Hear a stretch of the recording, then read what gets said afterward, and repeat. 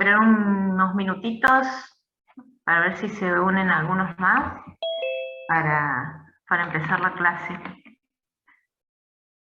¿Pudieron, bueno, aquellos que intentaron anotarse en el opcional, pudieron hacerlo? Sí, profe. Bueno, sí, vamos a ver cómo empezamos a funcionar en la presencialidad.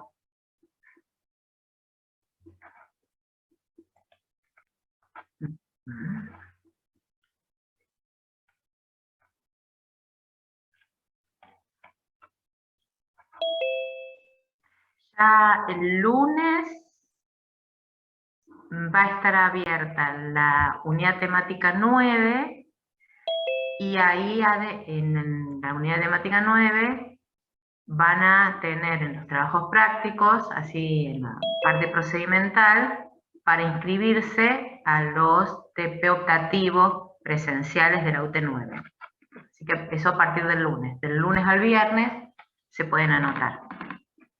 Y después, sobre todo, tienen que estar atentos porque ya la semana siguiente van a estar abiertos todos los TP obligatorios ya de la unidad temática 10-11, que se editan conjuntamente. Entonces, cuando entren en la unidad temática 10, vayan al procedimental, van a tener abierto el mismo espacio, pero en vez de tener, empezamos por una en la unidad temática 8, en la unidad temática 9 tienen dos opciones para anotarse, van a tener, no me acuerdo si son 10, 9 o 10 opciones para elegir. Obviamente tienen que elegir una, son las que se distribuyen en las 3 semanas que se va a estar dictando. Así que es igual, van a tener el grupo, el día, la fecha, la hora, y ustedes eligen en cuál. En uno solo se tienen que anotar, y después lo mismo va a pasar, pero 3 semanas después, para la unidad temática 12.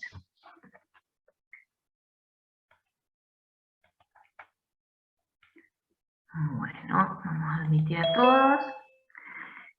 Bien, después, bueno, voy a empezar entonces, vamos a hacer una clase. En la parte teórica de hoy yo voy a empezar a compartir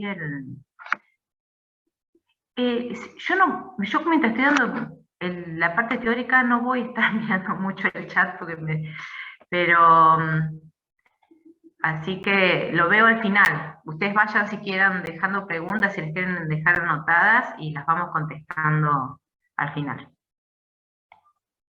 Uy, vamos a compartir pantalla. Bien, ahí, compartir. Vamos a ocultar esto. Vamos.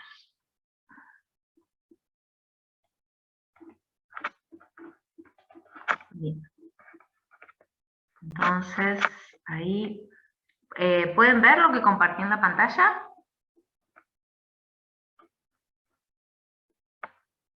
Sí, profesor. Bueno, recuerden que yo no los puedo ver, o sea, porque minimicé lo que puedo ver, así que no le veo la cara a nadie, y cualquier cosa, abren el micrófono. Bien, vamos a hacer principal énfasis, fíjense, en esta unidad temática 8, que van viendo distintos temas en las distintas actividades. Hoy vamos a ver el primer tema y el último, o sea, vamos a hablar de las barreras, y vamos a hablar como ejemplo de las barreras de la piel, de cómo funciona la piel.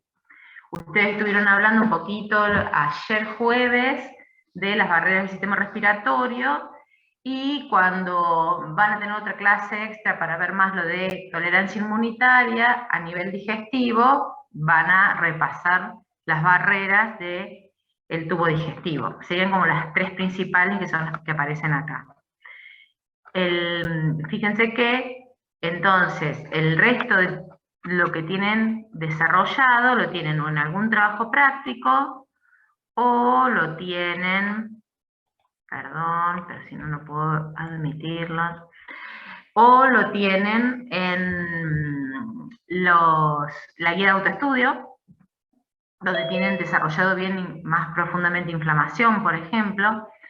Y obviamente que apelamos a subconocimientos de lo que es histología, bueno, de lo que es anatomía, un poco para que repasen las estructuras, las macroestructuras relacionadas con histología, sobre todo porque no vamos a reiterar las estructuras celulares que son base de las funciones, sino o no vamos a referirnos a toda la leucopoiesis, sino que en el momento que hablemos de leucopoiesis vamos a hablar de las regulaciones, de las interacciones, que sobre todo eso lo vemos en la unidad temática 12, cuando veamos la parte de psico-neuroendocrino-inmunología. O sea que por eso todo lo que es estructural, repásenlo de lo que es histología, anatomía, y sobre todo lo que tienen que ver también con anticuerpos, repásenlo la parte química, lo que hayan visto en bioquímica. O sea, apelamos mucho,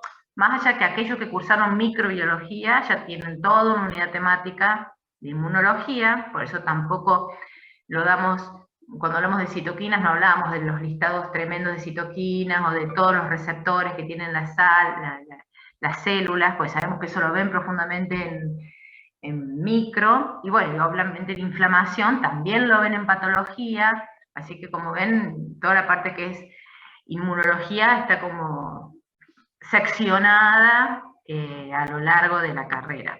Así que en este caso vamos a hacer hincapié ahora en el teórico en las barreras y en la piel como barrera. Obviamente cuando hablamos de las funciones entonces del sistema inmune, tenemos por un lado la capacidad de reconocer... Profe, Sí. disculpe, no se ve la presentación. Bueno, esperen que entonces vamos a probar de nuevo. Gracias por avisar. De paso admito el resto. Porque cuando estoy encima, cuando estoy en la presentación no puedo admitir. Así que vamos a ver. Vamos a volver.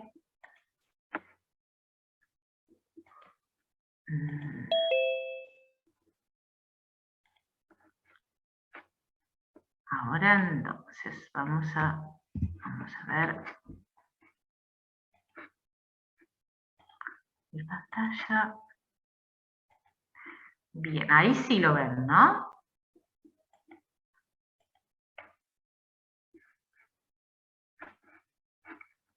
Teóricamente, ¿ahí se ve? Sí, profe, se ve. No como presentación, pero se ve el PowerPoint. Bien, entonces teóricamente, acá lo pongo en modo presentación y lo deberían poder ver. ¿Ahí lo ven? No, profe, se sigue viendo solo el Power, no en modo presentación. Qué raro, qué loco esto. A ver, vamos a ver. Encima si lo pongo en modo presentación antes, no me deja. Ayer pasó lo mismo con la profe, con Lorena, y una compa la ayudó, pero no me acuerdo qué le dijo. A ver. Capaz que fue esa compañera. A ver. Evidentemente una cuestión de Zoom que han cambiado, porque antes lo podíamos hacer Sí. perfectamente así. Sí, dijo Lorena que era algo de Zoom. Sí, es raro. Esperen que vamos a correrlo a ver si habilitándolo de acá, no sé. Vale. Y teóricamente, porque no, esto no me lo deja bajar, esto tampoco. Cuando abra la parte de compartir pantalla, Zoom le da muchas Sí. opciones de lo que quiere mostrar. Ponga Bien. la ventanita que dice presentación puntualmente y ahí cuando arranque la presentación va a mostrar eso. Pantalla. Acá los veo a ustedes. Acá pizarra, iPhone, no. No, entra el teórico. No me parece como presentación. Este es el teórico. Que ahí si yo lo cambio, ustedes ven lo que cambio, ¿no? Claro, ahí vemos su power. Tengo que poder ver.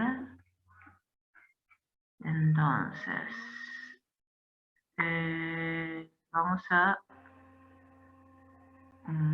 si voy avanzado, tampoco.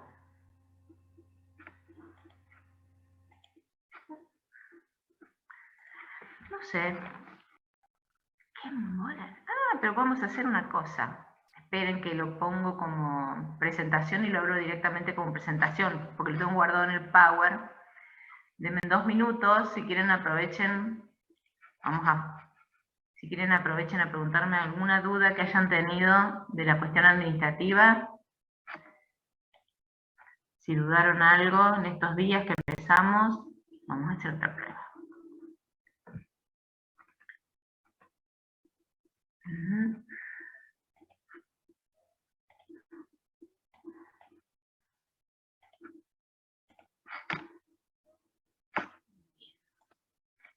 Teóricamente, así debería ser. Bien. Entonces, vamos a ver si funciona ahora. Teóricamente, no. Esto.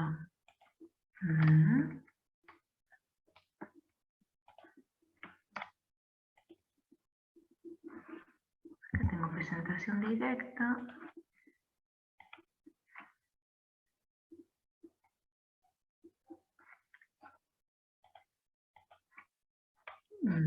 Cosa extraña. Bueno, si no lo vamos a ver con el Power. Bueno, de paso, dejo entrar a alguien más.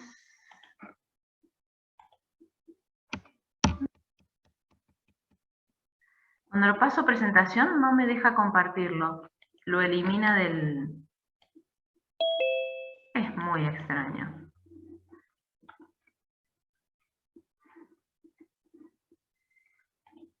Muy, muy extraño. Debe haberse generado alguna incompatibilidad. Para la próxima lo averiguaremos.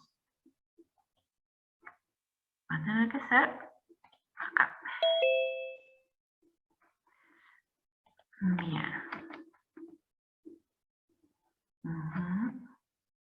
Vamos a verlo con el Power. Lo vamos a agrandar lo más posible.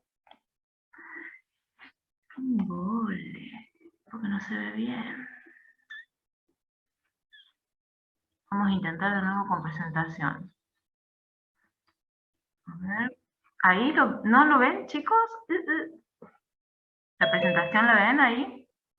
No, profe, ¿y ahí no le aparece algún cartelito para volver a compartir la pantalla desde la presentación?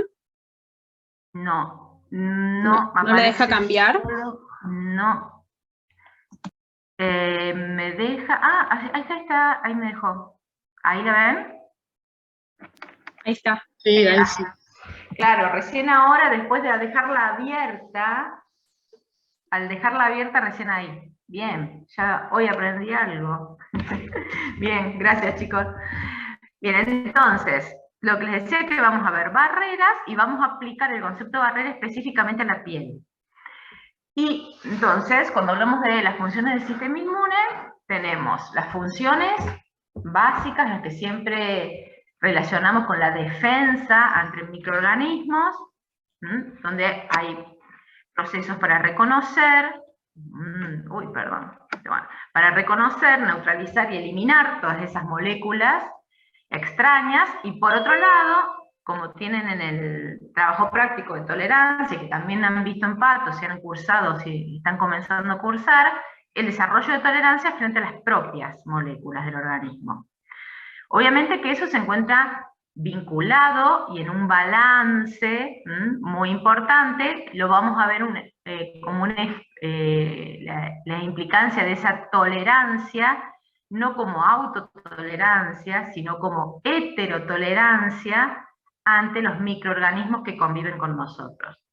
Entonces, tenemos esas dos grandes funciones del sistema inmune. Obviamente que a través de todos estos procesos intervienen un montón de otros procesos del organismo, o sea, el sistema inmune pasa a ser a su vez un subsistema dentro de otras funciones del organismo, como en la organogénesis, la remodelación de tejidos, porque son componentes del sistema inmune que están implicados en la remodelación ósea, por ejemplo, o sea que también colabora con un montón de otras funciones.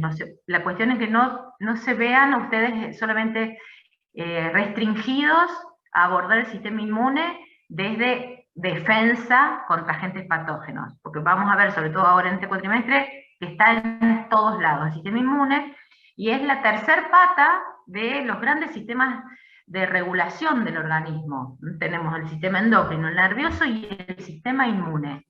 Son todos sistemas, los tres, que regulan un montón de funciones. Obviamente que eso tiene que ver mucho con la evolución. ¿Se acuerdan que uno de los ejes que siempre vamos viendo es cómo es que se generan todos estos cambios? Y obviamente son procesos evolutivos. Desde las esponjas, que son los animales más primitivos, al humano, todos tienen sistema inmune. Pero, fíjense que acá mismo está expresado, ya las mismas esponjas tienen células que están, entre comillas, especializadas en detectar y en fagocitar. Esa inmunidad innata entonces está siempre presente. Lo que aparece principalmente con los vertebrados son un montón de otras funciones que atienden ¿a qué? A lo que conocemos como inmunidad adaptativa. Y esa inmunidad adaptativa se va complejizando a medida que se van aumentando la diversificación de los animales, y como ven, hay algunas estructuras que están siempre presentes, como el GAL, que ustedes seguramente lo conocen de histología, como ese tejido linfoide que está asociado al intestino, se van sumando otras estructuras y complejizando. Esa suma principalmente se cree, la teoría es que hay un complejo de genes activadores que se dan ya sea por un transposón bacteriano, porque se han descubierto un montón de elementos virales y bacterianos en nuestro genoma, cuestión que deben haber estudiado en genética, o por duplicación génica, que como hemos visto el cuatrimestre pasado, es la principal herramienta de la evolución. O sea que eso es lo que se conoce a partir de ese hito como el Big Bang inmunológico, porque se pasa de tener solamente una inmunidad innata a una inmunidad adaptativa. Nosotros ahora en el teórico vamos a hacer hincapié principalmente en algunos procesos de esa inmunidad innata, pero obviamente que si bien uno en los libros, justamente con esta visión analítica y no sistémica, divide todo, dice inmunidad innata, inmunidad adquirida, entonces dice respuesta celular, respuesta humoral. Bueno, en realidad los procesos no están tan sencillamente dicotomizados. Está todo interrelacionado, y hoy vamos a ver algunos de esos ejemplos de que si bien se divide para poder estudiar mejor, cuando uno quiere explicar el proceso, no puede atender a esa división o esa clasificación que hacemos nosotros de procesos biológicos que vienen de millones de años. Cuando hablamos entonces de barreras, la misma palabra se le está diciendo, una barrera es algo que limita la entrada, que limita el paso. Por eso hablamos de barreras entre el medio externo al organismo y el propio medio interno del organismo. Y en esa función de reconocimiento, neutralización y eliminación de las moléculas identificadas como extrañas, las barreras tienen un rol muy importante. ¿Cuáles son las principales barreras? Obviamente, la asociada a la piel, al tegumento, y la asociada a mucosas. Y la función principal sería impedir que ingresen los patógenos. ¿Sí? Esa es la función de una barrera, justamente como concepto de barrera. Ahora, cuando uno se pone a analizar los componentes, las relaciones y los procesos que se dan en esa barrera, obviamente que uno la identifica como un elemento inmunitario innato, íntimamente vinculado con algunos procesos de inmunidad adaptativa o específica. Como le digo, no todo es blanco o negro en el sistema inmune. Entonces, vamos a entrar detalladamente a estudiar la piel como barrera. La piel tiene un montón de otras funciones. En este caso solamente atendemos a la función de barrera y vemos cómo funciona. Nuevamente acá haciendo hincapié en la diferencia entre lo que es una función, que es, como decir, función barrera. Otra cosa es explicar cómo funciona como barrera. Serían los procesos implicados en esa función de barrera. Entonces, ¿qué tenemos que tener en cuenta para poder explicar esos procesos? Por un lado, los constituyentes, o sea, ustedes tienen que ir y repasar de histología de la piel todos los componentes. Acá justamente habla del ladrillo y mortero, mortero refiriéndose al cemento, mortero sería el cemento, lo que une los ladrillos. Por eso habla de capas lipídicas entre las células, habla de las uniones celulares, habla de estructuras químicas que hacen a ese mortero, como el colesterol, los ácidos grasos, y esos serían componentes básicos de esa piel como barrera. También, fíjense que acá tenemos referencia a que se producen y se liberan, y a su vez se reciben un montón de sustancias químicas. ¿Se acuerdan cuando hablamos de sistemas? No solamente son las estructuras, sino las sustancias químicas, los mensajeros químicos, que a nosotros nos interesan principalmente como conectores de esas estructuras. Entonces tenemos un montón, desde metabolitos microbianos, sistemas antioxidantes, las mismas citoquinas, pero también tenemos hormonas, neurotransmisores, neuropéptidos, que impactan sobre esas estructuras. Y obviamente interacciones con el mismo sistema, con el medio interno, perdón, acá justamente cuando hablamos la definición de metaboloma, serían todos esos metabolitos que son parte del sistema. Y la interacción con el medio interno, de esa piel, con todo lo que proviene del medio interno. Todo eso influye sobre ¿qué? Sobre la interacción que tenga esa piel sobre los patógenos, que no son solamente patógenos. Cuando hablamos de barrera, si bien nosotros vamos a poner o iluminar la parte de patógenos, también es una barrera contra las ondas, los fotones UV, contra la pérdida de agua, contra otros agentes estresores, contra toxinas, o lo que reconocemos como xenobióticos, toda sustancia química que pueda llegar a ser agresiva. O sea que es barrera también contra otra cantidad de sustancias o de situaciones más allá de los patógenos.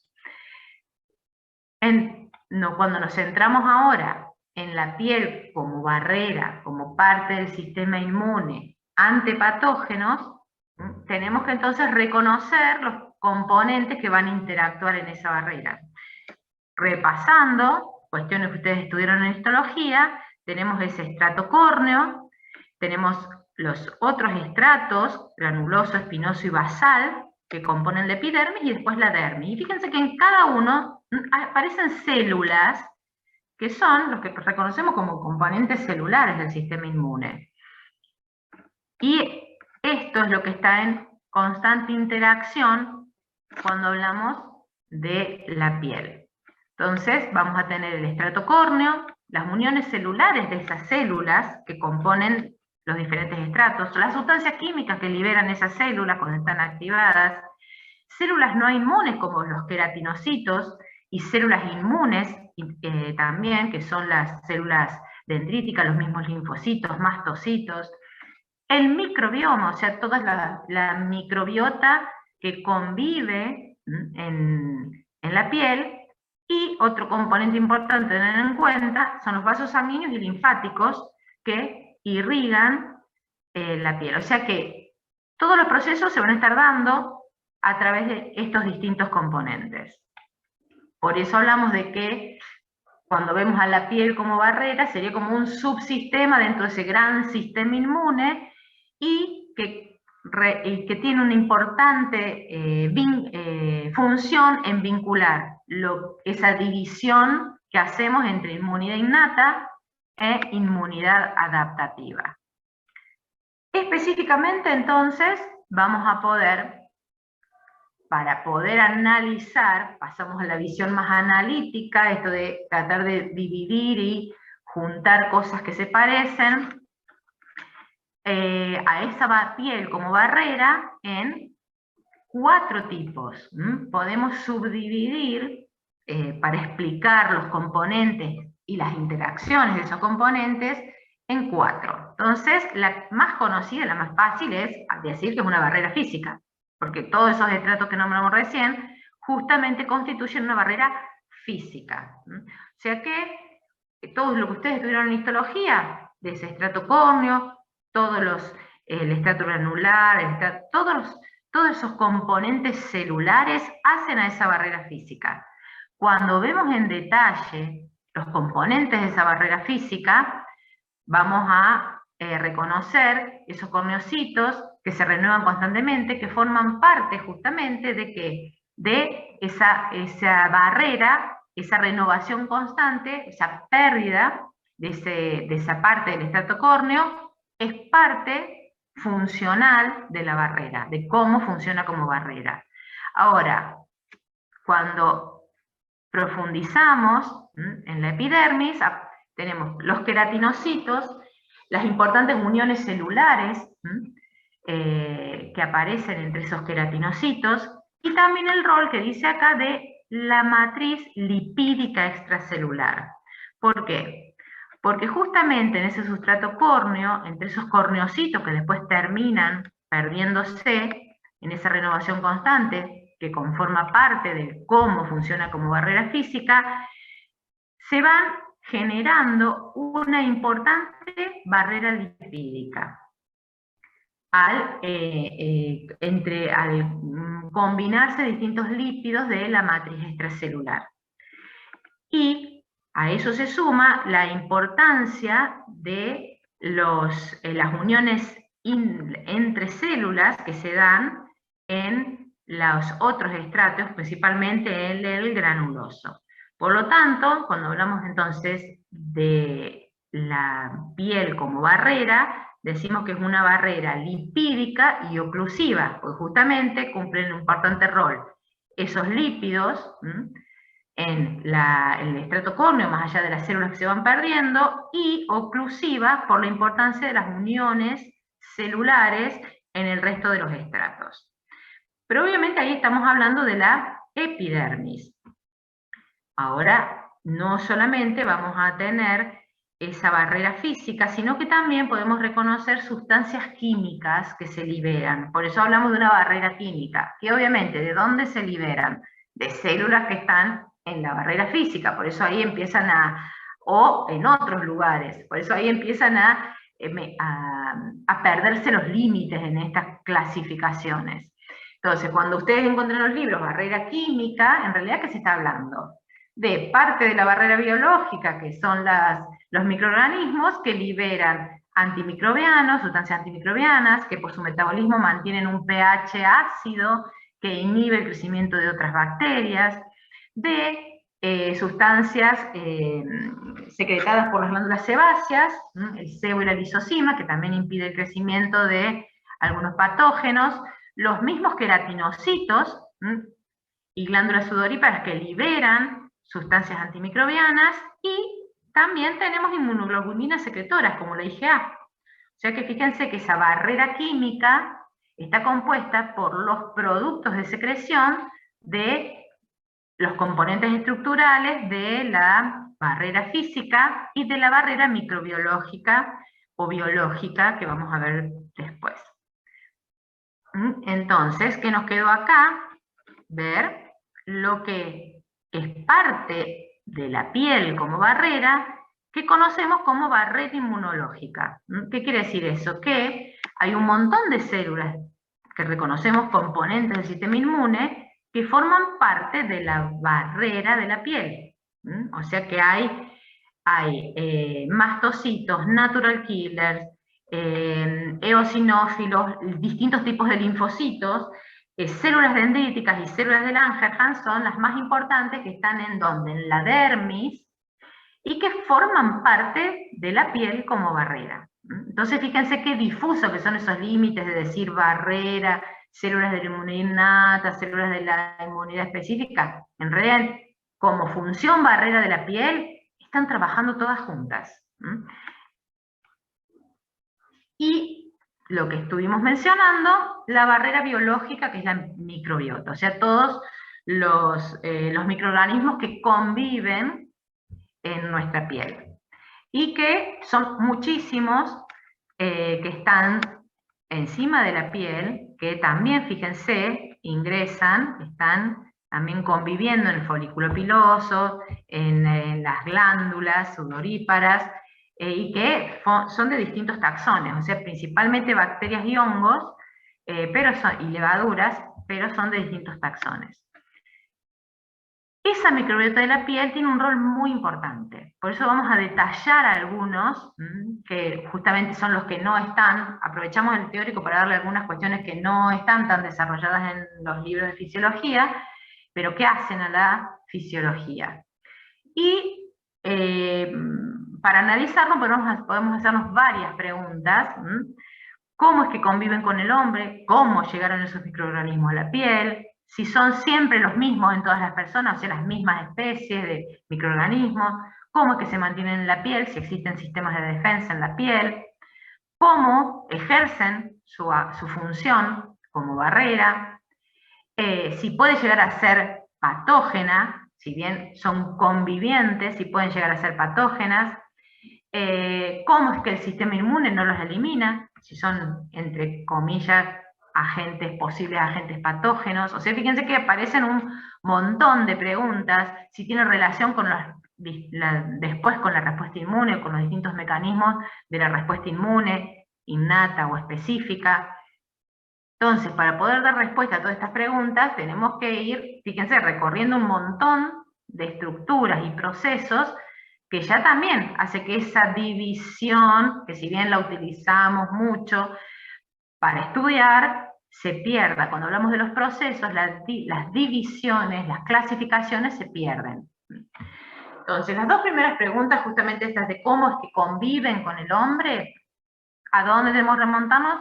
Relaciones evolutivas. O sea que en millones de años, ¿sí?, ha habido una convivencia que ha resultado en un aumento de lo que se llama fitness, o sea, de la, entre comillas, lo que se conoce como la supervivencia del más apto, o sea, que ha otorgado una facilidad para que el hombre se adapte a ciertos lugares, tener ciertos microorganismos sobre su piel. Por eso hablamos de un mutualismo. ¿Por qué? Porque la relación asegura el éxito reproductivo del hombre y el éxito reproductivo de las bacterias o levaduras o el microorganismo del que estemos hablando. Y principalmente una forma de comensalismo, porque entre comillas decimos que justamente estos microorganismos se nutren de elementos que hay en la piel o en el tubo digestivo. Vamos a ver que es mucho más complejo y el rol de esos microorganismos un poquito lo vimos en digestivo. Fíjense que forma parte de funciones muy importantes cuando hablamos de la microbiota del sistema digestivo. Bueno, cuando hablamos de la piel también. ¿Cómo llegan a la piel? De una forma también como vimos en el sistema digestivo, por una transmisión vertical. Si consideramos justamente que el útero y el desarrollo fetal, entre comillas, es estéril, justamente en el mismo momento, en el mismo canal de parto, en la misma conexión que hay con las enfermeras, con el mismo ambiente, apenas se apoya ese bebé recién nacido sobre una sábana, aunque se considere estéril, ya va adquiriendo esta parte de esta microbiota. Y principalmente durante todo su desarrollo postnatal, en la vinculación con los familiares cercanos, con la madre, con su mismo microambiente. Por eso hay que, esa otra pregunta de si todas las personas tienen las mismas especies en esa microbiota, hay una variabilidad interpersonal, intrapersonal y durante el ciclo vital. Fíjense que hablamos de variabilidad como en la unidad temática 1. ¿Qué quiere decir? Que si hay dos personas no convivientes, pueden tener distintos por su transmisión vertical materna o por el ambiente en donde vivían, pero en el momento que empiezan a convivir, hay una transmisión de cohabitación de esa microbiota. Pero a su vez, son distintas especies de la microbiota las que tenemos en la piel de la cabeza, en la piel, entre los dedos del pie, en los distintos lugares del cuerpo, hay distintas especies y predomina, fíjense ahí como está en el modelo, distintos taxones. Y a su vez, en el ciclo vital también se va modificando. Como dijimos, el neonato tiene prácticamente nada, si bien hay algunos autores ahora que hablan de que se puede haber una transmisión en la placenta, pero son distintas hipótesis, si lo consideramos entre comillas estéril, que va desde el neonato al niño, va aumentando esa microbiota, y sobre todo aumenta la diversidad de la microbiota. Nuevamente volvemos al concepto de que es importante que haya distintas especies porque cumplen distintas funciones en la piel como sistema de defensa, como pasaba también en el tubo digestivo. Y a medida que se envejece, también se disminuye, como ven ahí en el gráfico, disminuye la cantidad y también disminuye la diversidad. Y eso también trae problemas de infecciones reiteradas en la piel, o sea que hay cambios durante el ciclo vital.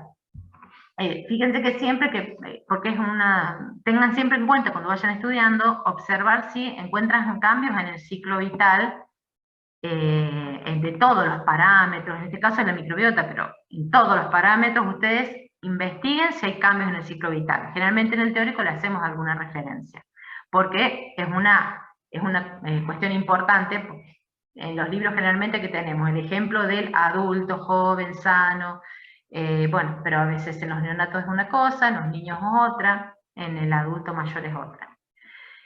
Bien, volviendo a la microbiota, ¿cómo es que, si bien podemos tener contacto con nuestra piel, con algún agente de alguno de estos taxones, o bacterias, o levaduras, cómo es que quedan unidos en la piel? Bueno, resulta que, justamente, debido a esta coevolución, hay estructuras o mecanismos químicos que hacen que determinadas especies de bacterias o de levaduras, que son las que conforman la microbiota, tengan mecanismos de adhesión, ya sea electrostática, algunos tienen algunos otros mecanismos de adhesión un poco más evolucionados que los mantienen anclados a la piel.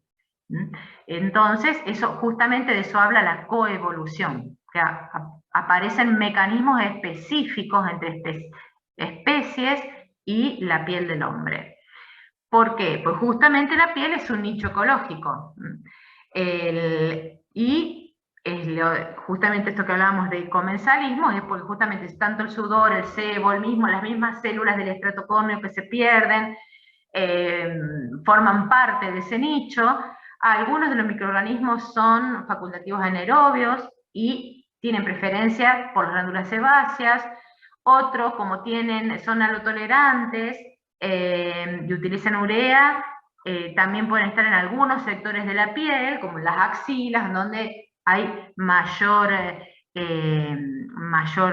cloruro de sodio que se excreta. O sea que por eso también es distinta la especie, dependiendo del lugar de la piel al que hagamos referencia. Pero todo tiene una explicación, no están ahí porque sí, sino que hay un proceso evolutivo que llevó a que esa coevolución generara mecanismos que hacen que se mantengan en ese lugar en la piel.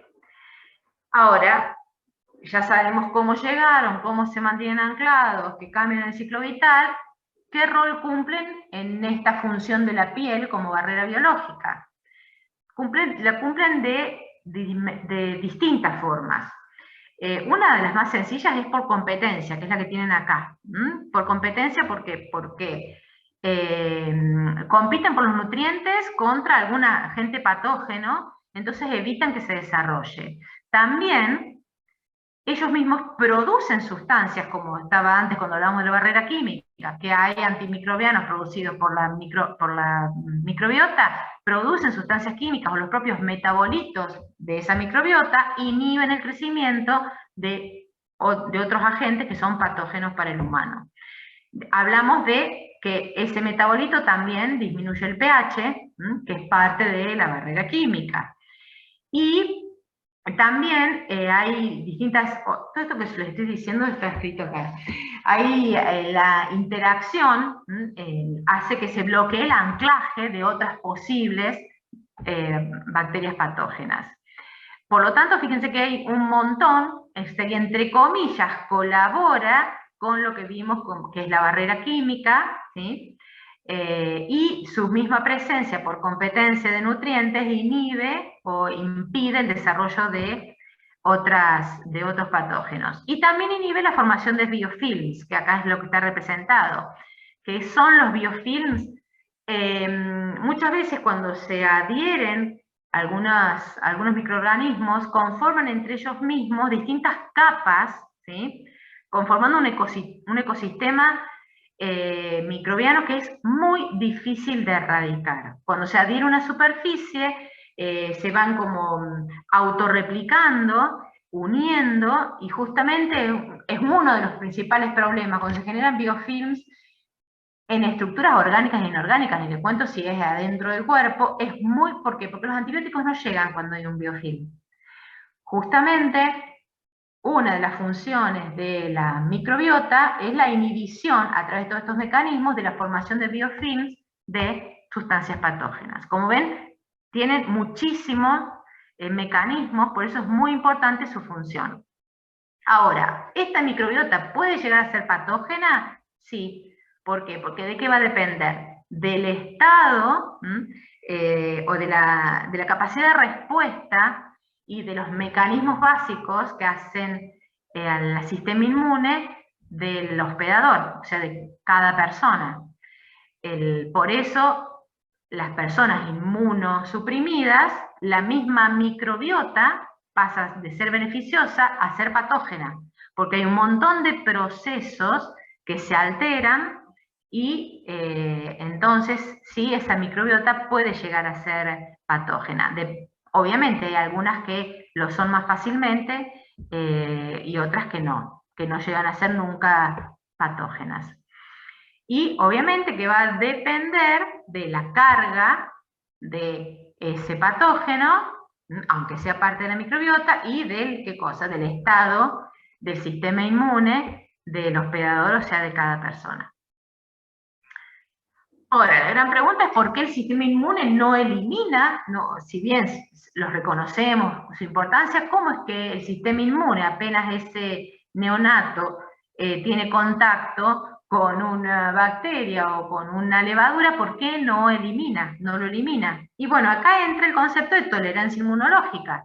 Así como no eliminamos algunas células de nuestro cuerpo, el mismo concepto de tolerancia inmunológica sobre lo propio se puede ampliar, no por los mismos mecanismos, pero sí el concepto se puede ampliar a estas bacterias o microorganismos que son parte de la microbiota.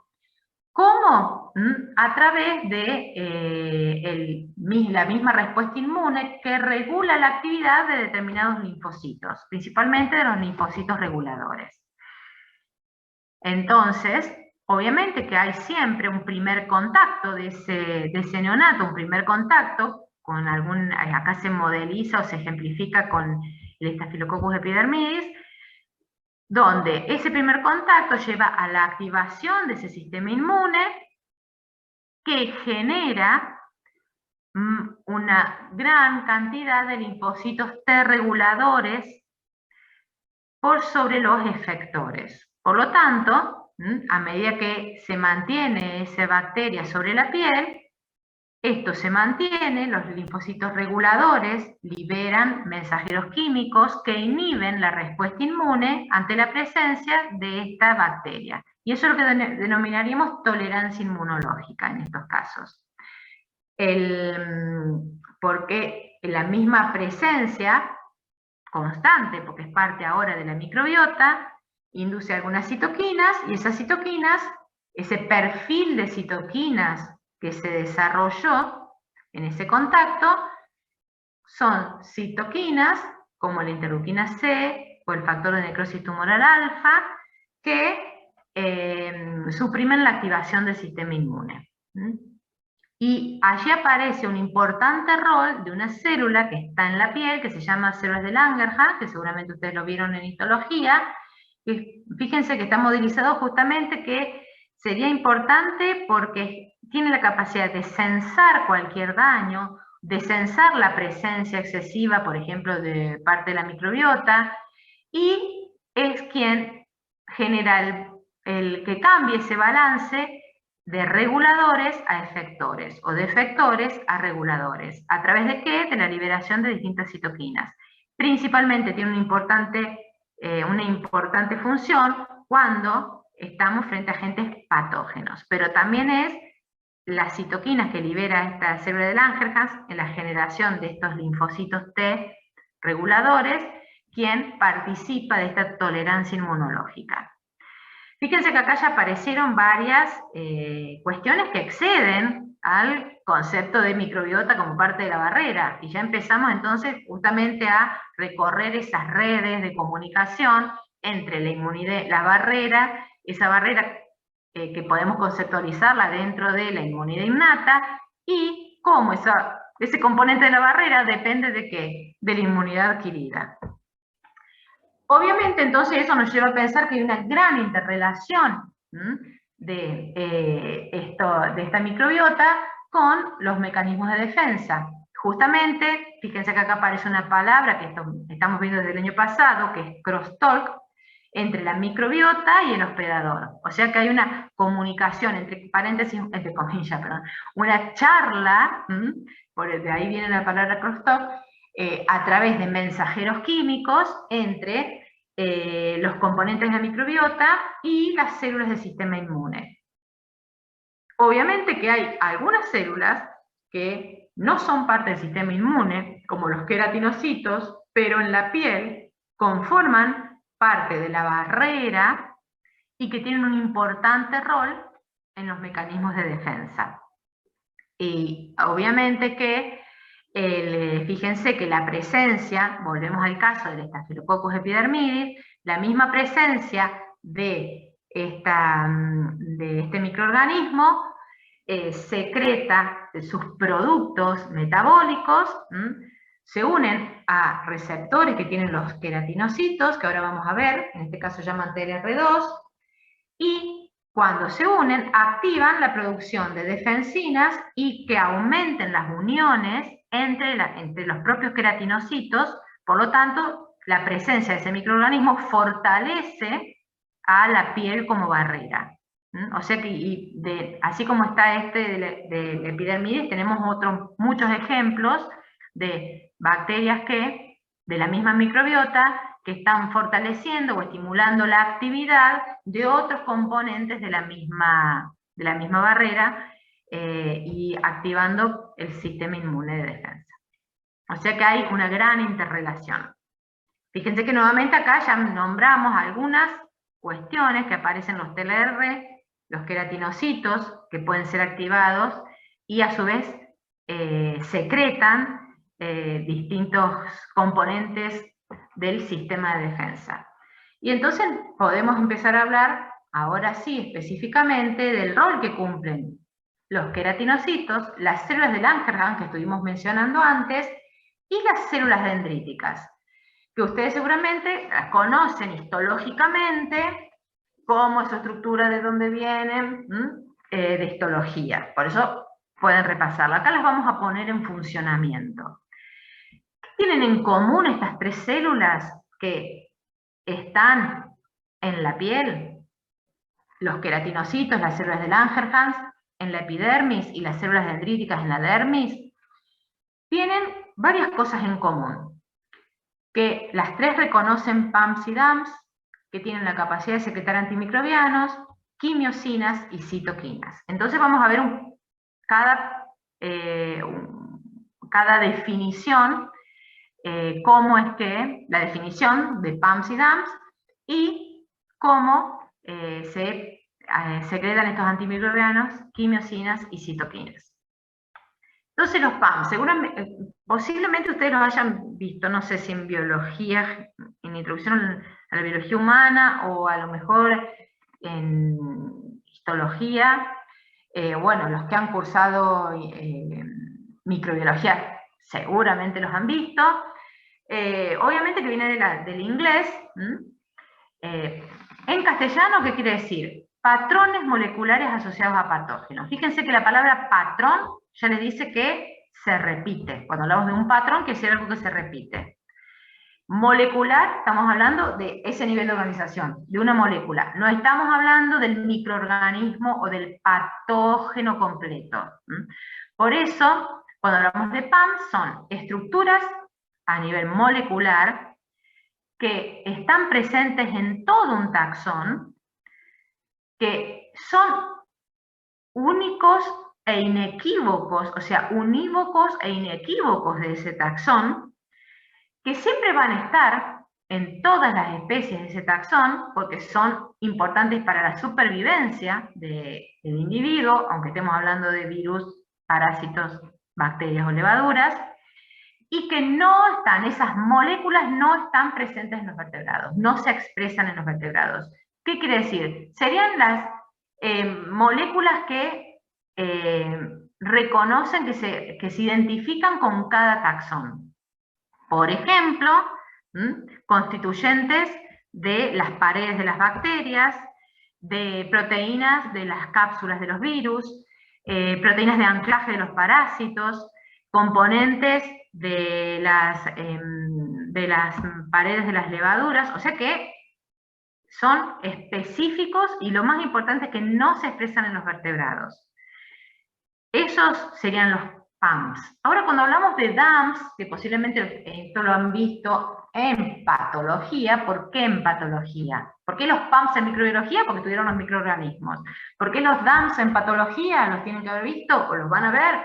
Porque son nuevamente patrones moleculares, pero en este caso asociados al daño de las células, o sea, al daño de las propias células del organismo. Nuevamente, son patrones, o sea que son moléculas que están repetidas veces. ¿Y dónde tienen que estar si están asociadas al daño celular? Dentro de la célula. O sea, son moléculas que se liberan cuando la célula está dañada, y también ustedes lo pueden conocer con el nombre de alarminas. Esas DAMs, dependiendo del proceso a través del cual, fíjense, cuando hablamos de apoptosis, ¿se acuerdan que no hablamos que se liberaran DAMs? No se activa un proceso inmune cuando hay una apoptosis celular, ¿sí? ¿Por qué? Porque esas moléculas, ¿sí?, en ese proceso quedan contenidas en la célula, con las estructuras de la célula, bueno, después sí son fagocitadas, posiblemente por alguna célula del sistema inmune, pero no activan, por ejemplo, una reacción inflamatoria. En cambio, cuando se da un proceso necrótico, sí se realizan DAMs, porque por ejemplo, DAMs son moléculas que se encuentran al interior de las mitocondrias, ¿sí? Por lo tanto, cuando se rompen las mitocondrias, se liberan esas moléculas, que son reconocidas por las células del sistema inmune y generan respuestas inflamatorias. Obviamente que esto llamó la atención a que, volvemos siempre a cuestiones evolutivas, ¿cómo es que una célula humana genera reacciones o genera reconocimiento por los mismos receptores que reconocen PAMs, o sea que, y activan una respuesta inmune?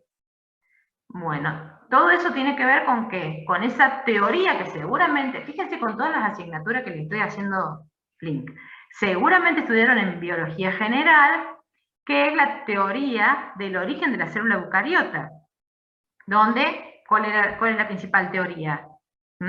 Que es la teoría endosimbionte, que las mitocondrias son bacterias modificadas. Por lo tanto, obviamente que cuando esas mitocondrias se rompen, dejan en el medio un montón de patrones que tienen que ver y que pueden ser reconocidos, si bien llevan otro nombre porque son liberados por las mismas células, pero eso es lo que abrió la puerta al estudio justamente de la teoría endosimbionte, donde justamente esas mitocondrias, cuando se rompen por un trauma, liberan estos DAMPs que se unen a las mismas estructuras que se unen los PAMPs. De allí que a veces el trauma, o sea, un gran trauma, que implica muchas células, genera la misma respuesta que una gran infección. O sea, en un momento se unen esas dos cascadas y generan la misma respuesta. La explicación ¿cuál es? Que se unen a los mismos receptores. Y de ahí viene la siguiente explicación. Cómo se reconocen tanto los PAMPs como los DAMPs por receptores que están en las membranas celulares. ¿De qué células? En este caso vimos 3 células: queratinocitos, células de Langerhans, células dendríticas. No son en las únicas células, también están en todas el resto de células, no todos los receptores, pero en los neutrófilos, en los eosinófilos, en los macrófagos, en los basófilos, en los mastocitos, y se encuentran tanto en la membrana celular, ¿sí? Se encuentran también en el citoplasma, se encuentran en los endosomas, y dependiendo del subtipo, bien. ¿Me siguen viendo, chicos? Sí, profe. Sí, Bien, profe. porque recién apareció un cartel de que, por las dudas. Bien, entonces, ¿y me siguen? Lo más importante, ¿siguen hasta acá el relato? Sí. Bien. Entonces, fíjense que hay distintos tipos de receptores. Los TLR, NLR, CLR, o sea, tienen distintas siglas. Los más conocidos son los TLR. ¿Por qué? Porque son los que reconocen, fíjense, a más patógenos, bacterias, virus y parásitos. Se encuentran en la membrana de las células, también en los endosomas.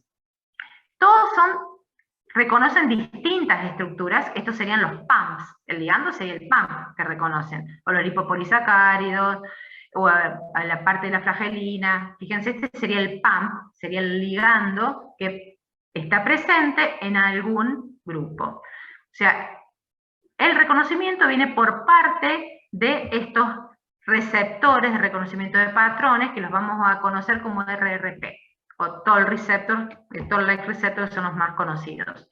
También hay en formas solubles y se encuentran en el plasma. No hablamos del citoplasma, sino en el plasma, o sea, circulando. ¿Qué pasa cuando estos receptores que se encuentran en las membranas de estas células son activados? Fíjense que acá está el modelo del queratinocito. Es que nosotros pensamos en el queratinocito como una célula, nada, compone la dermis, no, es muy activo en cuanto a la piel como barrera de defensa ante patógenos. ¿Por qué? Porque tiene muchos receptores. Fíjense que, como vimos, cada subtipo receptor reconoce a un taxón distinto, por eso están todos presentes en la célula, y cuando se activan, o sea, porque el agente patógeno tomó contacto con ese queratinocito, activa una serie de procesos que se liberan antimicrobianos, citoquinas y quimiosinas. Fíjense que en los queratinocitos no solamente hay de membrana, sino también en los endosomas, o sea que si lo que penetró a la célula, lo que toma contacto, son toxinas de bacterias, ¿sí? También pueden activar, y en todos los casos se producen las mismas reacciones: liberar antimicrobianos, quimiosinas y citoquinas, que ahora vamos a definir qué es cada uno y cómo actúan cada uno. Y recuerden que esto se da tanto en los queratinocitos como en las células de Langerhans, células dendríticas, macrófagos, como dije, eosinófilos, basófilos, todos tienen estos tipos de receptores y tienen la capacidad de liberar. En algunos casos no liberan antimicrobianos, liberan solamente citoquinas, pero estos 3 en la piel, cuando hablamos de la piel, tienen la capacidad de liberar péptidos antimicrobianos, que como péptidos son chiquitos, cortitos, y esta secuencia de aminoácidos tienen a su vez, dependiendo de la secuencia que tengan, distintos nombres. Son todos péptidos antimicrobianos, pero fíjense que se pueden llamar catelicirinas, gramcirinas, epsirinas, defensinas, histatinas. Son todos antimicrobianos, ¿sí? ¿Y qué hacen? Tienen la capacidad de, generar atracciones electrostáticas con distintas estructuras de las paredes de las bacterias, y cuando toman contacto generan poros porque se introducen en la membrana, y esos poros generan la lisis de las bacterias, por ejemplo. Por eso son péptidos antimicrobianos. Tienen la capacidad de generar lisis. Obviamente que su efectividad no es tan grande, porque si no, no tendríamos ningún tipo de patología. ¿Qué otra cosa se liberan? Las quimiosinas. Las quimiosinas, fíjense que tienen distintas estructuras químicas, son péptidos en su mayoría, que los encontramos con distintas siglas, que las tienen acá, CX, CL9, 10, 11 y otros números, que en este caso son sustancias químicas que activan otras células y que estimulan y se unen a receptores de membranas de esas células. Fíjense que son receptores que atraviesan 7 veces la membrana en este caso, y están acoplados a proteína G. O sea que son sus pequeñas sustancias químicas, generalmente péptidos, que se unen a sus receptores. Y miren todo lo que generan cuando en los distintos tipos de células, que son células del sistema inmune, del propio sistema inmune, en este caso las quimiosinas actúan activando propias células del sistema inmune, sería como abriendo la respuesta, no eliminando el patógeno, sino abriendo que se activen más células. Hacen un montón de cosas, depende del célula, las células pueden producir degranulación, pueden estimular la producción de citoquinas, de otras sustancias, pueden estimular la fagocitosis, estimular la angiogénesis, promover la adhesión celular. Depende de las células sobre la que se activen, sobre la que se unan, generan distintas acciones. O sea que parece muy sencilla su función, porque son moléculas muy sencillas, pero hacen las veces de activación de una cascada de respuestas en la mayoría de las células del sistema inmune. Y ¿se acuerdan que la otra molécula que se sintetizaba y se liberaba al activarse, por ejemplo, el queratinocito, o la célula de Langerhans, o la célula dendrítica en la piel, son las citoquinas? Las citoquinas son los principales mensajeros químicos del sistema inmune, pero no solamente cumplen un rol del sistema inmune. Esas las reconocemos como citoquinas, entre comillas, inflamatorias.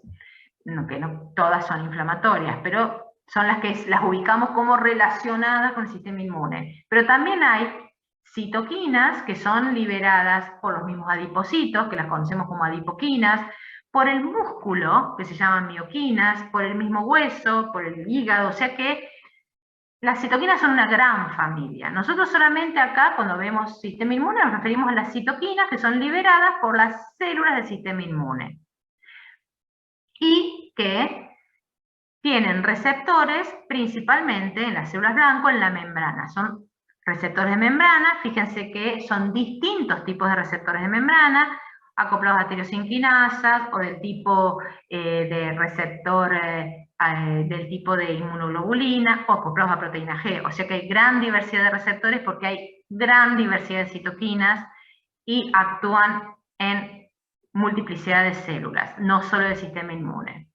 Cuando nos referimos al sistema inmune, hay algunas que son más importantes. Por ejemplo, interleuquina, o sea, las que constantemente vamos a estar mencionando cuando hablamos de los mecanismos más generales y más importantes del sistema inmune. La interleuquina 1, 6, 18 y el factor de necrosis tumoral alfa, que son potentes activadoras de otras células del sistema inmune. Interleuquina 10, que regula generalmente las respuestas de las células.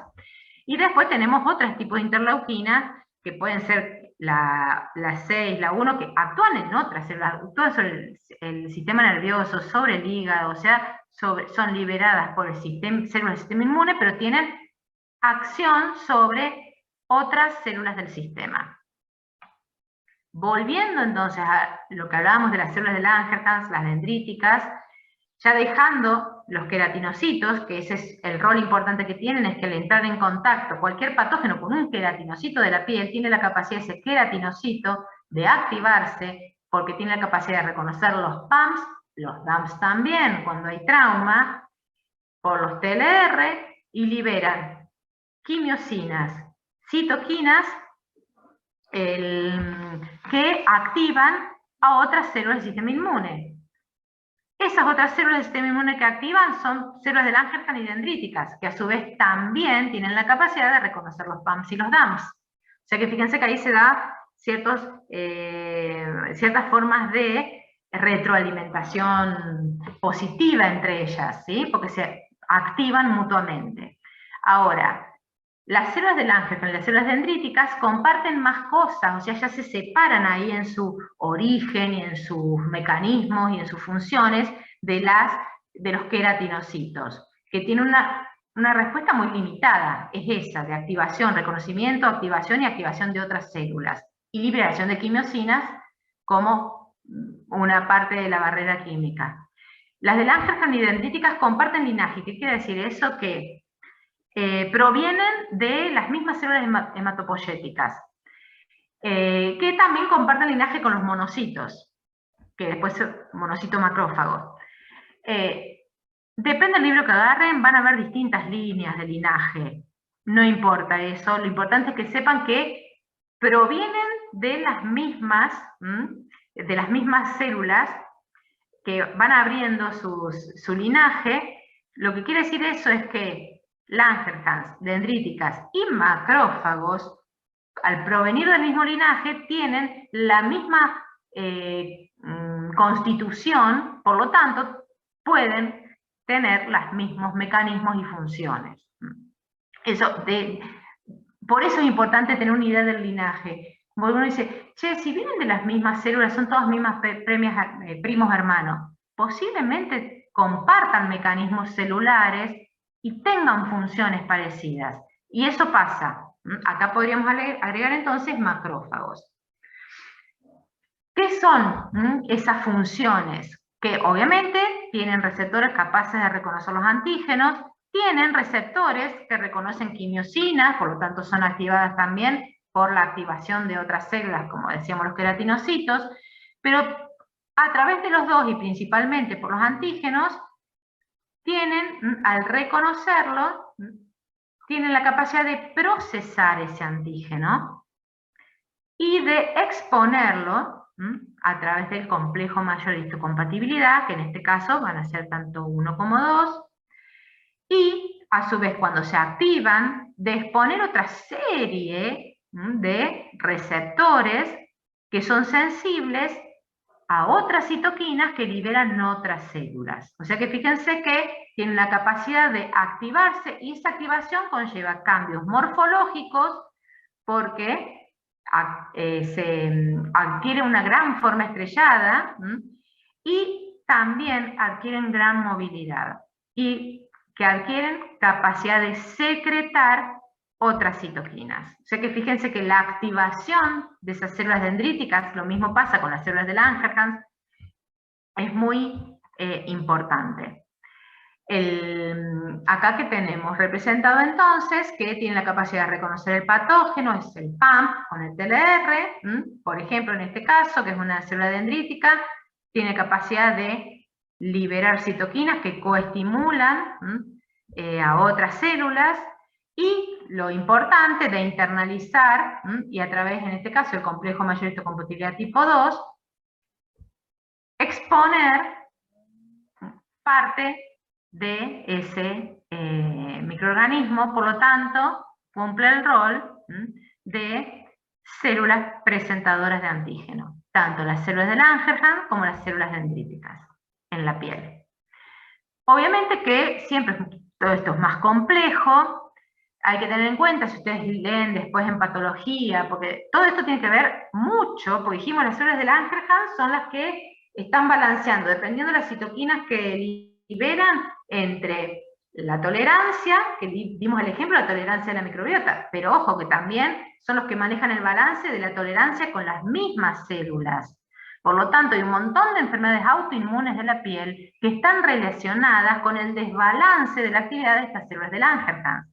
Entonces, cuando se ponen a estudiar las células de Langerhans y las dendríticas, empiezan a observar que no todas son iguales.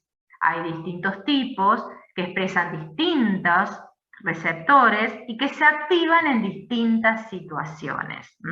Esto sería un ejemplo de, obviamente, siempre están ubicadas unas en la dermis, otras, en la epidermis, otras en la dermis, pero a su vez son subpoblaciones distintas. Esto tiene que ver, entonces, y se identifican con distintas patologías que se dan en la piel. Por eso, la próxima página la verán en patología. Pero es importante que sepan que no son todas iguales, que hay distintas subpoblaciones de células dendríticas y de Langerhans en la piel. Pero todas, ¿qué tienen en común? En fisiología vamos a lo que tienen en común. Todas son activadas por las citoquinas y las quimiosinas que se liberan de las células colindantes. Y al ser activadas, dijimos que también adquieren la capacidad de movilidad, principalmente cuando son estimuladas por las quimiosinas. Fíjense entonces que se activan, y acá volvemos a la unidad temática 2, cuando veíamos la parte de fisiología celular y lo importante de cómo se generan patrones de vinculación con la matriz extracelular, que en este caso justamente, que permiten la movilización de estas células dendríticas y estas células de Langerhans. Ambas tienen entonces la capacidad de migrar de la piel ¿a dónde? A los vasos linfáticos. Y cómo se produce esa migración de la epidermis y de la dermis a los vasos linfáticos. Obviamente que intervienen citoquinas liberadas por los queratinocitos colindantes, que a su vez, además de estimular a los dos subtipos de células presentadores de antígenos, generan que en ellas haya una downregulation de las caderinas, que son las que lo están anclando al resto de las células. Por lo tanto, se ven liberadas y a su vez esa interleuquina 1 y ese factor de necrosis tumoral alfa genera el upregulation, o sea que se expongan más receptores a quimiosinas que van a estimular esta actividad migratoria. Y así es como se activan y genera la migración hacia los vasos linfáticos. A su vez hay una retroalimentación positiva porque las células de Langerhans liberan citoquinas que mantienen activos los queratinocitos. Por lo tanto, fíjense que hay una retroalimentación positiva que genera toda esta movilidad de los, ya sea las células dendríticas como las células de Langerhans. Y las células dendríticas tienen la capacidad de liberar enzimas, que son de tipo metaloproteínas, que digieren la matriz extracelular. Por lo tanto, va generando el espacio hacia los vasos linfáticos. ¿A dónde llega? A ganglio linfático conectado con ¿qué? Con la zona de contacto. Y allí se va a producir lo que van a estudiar o que han estudiado posiblemente ya en micro, o que creo que tienen una guía de autoestudio para ver la parte de cómo se generan estas presentaciones de esa actividad, de esa expansión clonal, diferenciación, para generar los linfocitos T o los linfocitos B de memoria. O sea que esos serían los mecanismos específicos de la piel que forman parte pasamos de la barrera, de queratinocito en la barrera, al ganglio. O sea que esto que dividimos entre barrera, inmunidad innata y inmunidad específica, fíjense cómo se borró ese límite cuando explicamos el proceso. Bien, obviamente que todo este sistema, esta parte del sistema inmune, así como hablábamos del GALT, ¿se acuerdan que damos el ejemplo en en el digestivo, acá se llama salt, la S por skin, o sea que también podemos reconocerlo, lo pueden encontrar en los libros bajo ese nombre, aparte de estos procesos. Obviamente que cuando hablamos de la piel, ya cuando esa barrera ha sido dañada, que se generaron todos estos procesos, también hay otros componentes de la misma piel, porque hay macrófagos en la piel, hay natural killers, hay distintos granulocitos que arriban a esa región, pero también hay otro sistema de proteínas que se activan, que provienen, son proteínas que circulan, así como hay reclutamiento de neutrófilos en el momento que se comienza a producir esta respuesta de defensa.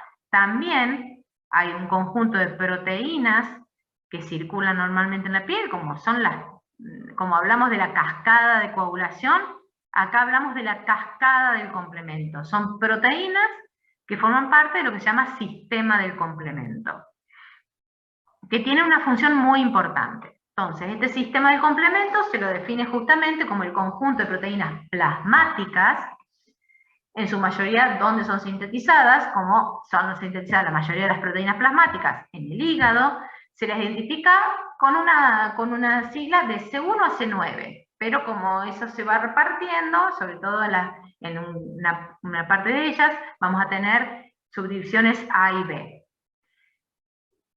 Son proenzimas, o sea que normalmente están circulando, pero no se están clivando en estos dos componentes, cada una de ellas.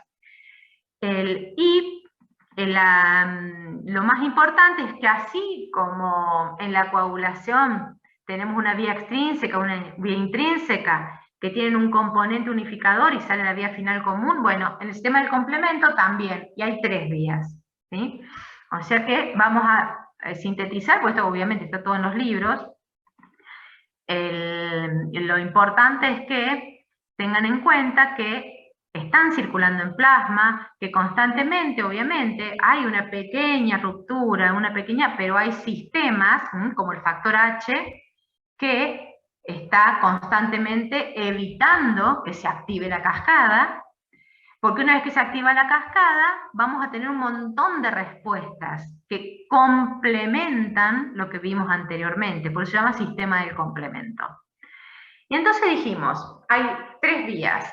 Las más importantes son lo que se llama vía clásica y vía alternativa. Lamentablemente, a veces el orden en el que se descubren las cosas, o que la investigación lleva al descubrimiento, no me gusta la palabra descubrimiento, lleva al conocimiento de ciertos procesos fisiológicos, hace que, en este caso hizo que, primero se estudiara y se reconocieran los componentes de lo que quedó denominado como vía clásica. Que, fíjense acá que tenemos. Tenemos un anticuerpo, tenemos un patógeno, tenemos componentes de ese sistema de complemento que dijimos que iba del C1 al C9, pero en este caso, por esta vía clásica, tenemos que C1 activa C4, C2 y llega al nudo, donde sale la vía final común, sería entre comillas, que es C3. Y después se estudió y se investigó la otra vía que se reconoció, que se denominó vía alternativa. Pero resulta que la vía alternativa es la más primitiva, ¿sí? Es la que primero se activa. ¿Por qué? Porque fíjense que los mismos componentes de la superficie del patógeno activan C3. Fíjense todos los pasos que saltearon, es mucho más rápida. O sea que lo que parece ser una vía alternativa por el nombre que tiene, en realidad es la más rápida y la que primero se activa, porque es filogenéticamente la más primitiva. Es iniciada directamente porque por la afinidad que existe entre los peptidoglicanos o los lipopolisacáridos de los patógenos y el componente C3, lo que hace que cuando ese C3 se acopla, ¿sí?, hay un complejo ahí, no es solamente C3 que se acopla, sino que hay todo un complejo que se activa, que se llama complejo convertasa justamente, y que hace que se escinda y se clive, esta B y esta D, es que cuando se une el C3, se modifica la estructura y entonces hay afinidad para que llegue el factor D, el factor B, y todo eso forma un complejo que hace que el C3 se clive y se active. Entonces, tener esto en cuenta porque es muy importante al inicio de una infección. ¿Quién está? ¿A qué vía está activada en el complemento? Es la vía alternativa, ¿sí? Todavía no hay anticuerpos que activen la vía clásica. Cuando el título de anticuerpo es suficiente, se activa esa vía clásica, pero fíjense que es más tardía, fíjense que puede tardar entre 4 y 7 días en activarse. ¿Por qué? Porque ya sea por IgG o por IgM, se activa esta vía y encima tiene más componentes, ¿sí? Porque se une al C1 y todo eso aumenta la cascada a través de C3, de C4, C2, hasta llegar a C3. Esta vía final común que tenemos acá, donde cuando C3 se cliva, ya sea por la vía alternativa o por la vía clásica, se va a terminar formando, como dijimos, dos partes, C3A y C3B. C3B, fíjense que queda anclado y al patógeno y hace las veces de opsonizador. Favorece el reconocimiento y la fagocitosis por los macrófagos, o sea, complementa la actividad fagocítica. C3A, fíjense que pasa a ser una anafilotoxina, que ahora vamos a ver qué rol tiene. Y el C3A, y otro componente, el mismo C3B, que queda anclado, además de opsonizar, se va uniendo a otros componentes de esa cascada del complemento que se activa, que cuando se unen hasta el C9 forman lo que se llama poro, como se acuerdan vimos uy, se me fue el nombre al principio, los péptidos antimicrobianos que forman poros. Bueno, el mismo mecanismo, solamente que se van anclando los distintos componentes de la vía del complemento sobre la bacteria, por ejemplo, forman el poro y se produce la lisis. O sea que los tres pasos se dan porque ya sea por cualquiera de las vías, se activa C3 y se cliva. En el caso de C1, fíjense que cuando se observa el microscopio electrónico esa estructura de C1, que tiene como distintas pequeñas estructuras que reconocen la pared del patógeno. Y nos falta la tercera vía, que se llama vía de las lectinas. Las lectinas que son componentes químicos sintetizados ¿por quién? Por el hígado. Fíjense, ustedes lo pueden encontrar con el nombre de MBL, lectina de unión anamanosa, y por lo tanto están circulando en plasma también, y hay también en muchas secreciones del organismo. ¿Cuándo aumentan? Fíjense que aumenta la síntesis por parte del hígado de estas lectinas durante la fase aguda de la infección. O sea que eso que llamamos proteínas de fase aguda, bueno, hay algunas MBL ahí. O sea que son más tardías todavía. Por lo tanto, ¿qué tenemos? Hay una secuencia temporal en este proceso. Vía alternativa, vía clásica, vía de las lectinas. Las lectinas, ¿qué hacen? Se unen también a los carbohidratos de los microorganismos. Los opsonizan por un lado y activan el complemento C3. ¿Cómo lo hacen? Porque tienen una estructura muy parecida a C1, esa estructura que vimos antes en esa foto electrónica. Si nosotros vemos la estructura de las lectinas, fíjense, tienen prácticamente la misma estructura. Por lo tanto, entre comillas, simulan la acción de la vía clásica. Entonces, como síntesis, tenemos las tres vías que tienen distintos tipos de distintas formas de activación, distintos tiempos de activación, pero todas llegan a activar el complejo C3 convertasa. Por lo tanto, vamos a tener C3A, C3B, y ese C3A tanto como C4, cuando se escribió previamente en la vía clásica, y C5A, son mediadores de la inflamación, tienen la capacidad de reclutar fagocitos, son conocidos como anafilotoxinas. C3B, vimos que se quedaban ancladas, favorece la opsonización, y también esa C3B activa que se genere la unión del resto de los componentes y activa lo que se llama MAC, que sería ese poro que genera la lisis de los microorganismos. O sea que por los distintos caminos se llegan a las mismas respuestas. Por lo tanto, tiene la capacidad, esta acción del complemento señaliza de mejor forma el lugar lesionado, amplifica las respuestas al liberar muchas anafilotoxinas, facilita el reconocimiento por los macrófagos en la opsonización, complementa la actividad de los anticuerpos, paralizar las bacterias al generar los poros, y facilita obviamente todos los procesos de eliminación. Esas anafilotoxinas que vimos recién, C3A, C5A, C4A, son sustancias químicas que provienen, dijimos, de una proteína. Es una parte de la proteína que se clivó y tiene la capacidad de activar receptores en las membranas. ¿En las membranas de quiénes? De macrófagos, de neutrófilos, de basófilos, de eosinófilos y de mastocitos. Y en cada una genera distintos tipos de procesos, o quimiotaxismo, o estimula la producción de citoquinas, favorece la fagocitosis, o por ejemplo en los mastocitos promueve la degranulación y el quimiotaxismo. O sea que esas anafilotoxinas tienen un rol muy importante ¿en qué? En la generación y el aumento de la respuesta inflamatoria. Por eso se las conoce como sustancias proinflamatorias. Bueno, también incrementan todos los procesos o los pasos que llevan a la inflamación, como incrementar la permeabilidad capilar, la difusión de proteínas, la expresión de las selectinas para que se extravasen los leucocitos, quimiotaxismos, degranulación de mastocitos y basófilos, que es un central en la generación de la inflamación. No vamos a entrar en la inflamación porque ustedes tienen en la guía de autoestudio todo el proceso inflamatorio. Por eso solamente para vincularlo con la actividad del complemento. Los macrófagos, que tienen un rol importante, son macrófagos tisulares, o sea que están en la piel, si volvemos a la piel, son activados también por el C5A y C3A del complemento.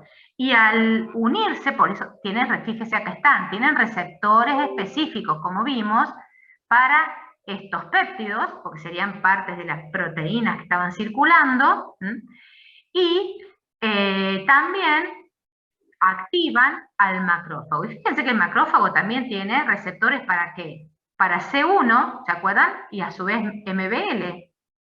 O sea que tiene la capacidad de reconocer también distintas estructuras que están en este sistema del complemento. O sea que hay una vinculación directa entre ¿qué? Entre todas las vías de activación del complemento, que acá están la clásica, la de la lectina y la alternativa, con la activación del macrófago. No importa por dónde se active el sistema del complemento, siempre va a terminar activando al macrófago y a su vez opsonizando al patógeno. Por lo tanto, favorece muchísimo tanto el reconocimiento, la activación, como la eliminación de los patógenos a través de la función macrofágica. No vamos a entrar en el detalle de la estructura del macrófago, ni cómo hace la fagocitosis, ni cómo se procesa en el interior, porque ustedes ya lo han visto en histología. Pero lo que sí tienen que tener en cuenta es que hay una gran interrelación, porque esta cascada de complemento que activa a través de C5A, C3A y a su vez acá está, del reconocimiento de C1Q, por ejemplo, o de C3B, a su vez, ese macrófago activado libera gran cantidad de citoquinas.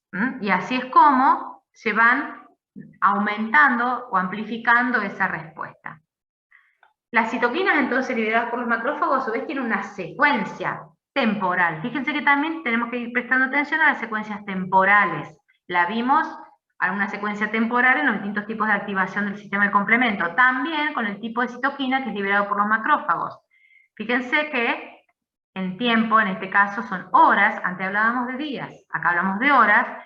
Primero se libera factor de necrosis tumoral, después interleuquina 1 y después interleuquina 6. Todas estas tres son proinflamatorias, pero también los macrófagos posteriormente liberan citoquinas moduladoras, como vimos interleuquina 10, o citoquinas que estimulan, por ejemplo, la leucopoiesis, y así aumenta el recuento de algunas células del sistema inmune circulante. Son muchas las funciones que tiene esta citoquina, como decíamos. Por un lado, por ejemplo, activan al hígado, estimulando la producción de proteínas que son las que conocemos como proteínas de fase aguda. También generan a nivel del eje hipotálamo-hipófisis estimulación de la liberación de ACTH, de fiebre a nivel hipotalámico, y todo lo que conocemos como ese estado de psicosomático de enfermedad es generado por la acción de esas citoquinas a nivel nervioso. Y obviamente sobre los linfocitos, porque son la principal señal entre las mismas células del sistema inmune. O sea que tiene múltiples órganos blancos, células blancos, las citoquinas, y todas, por ejemplo, las relacionamos en este caso del hígado, el cerebro y otras células del sistema inmune con la respuesta ante patógenos.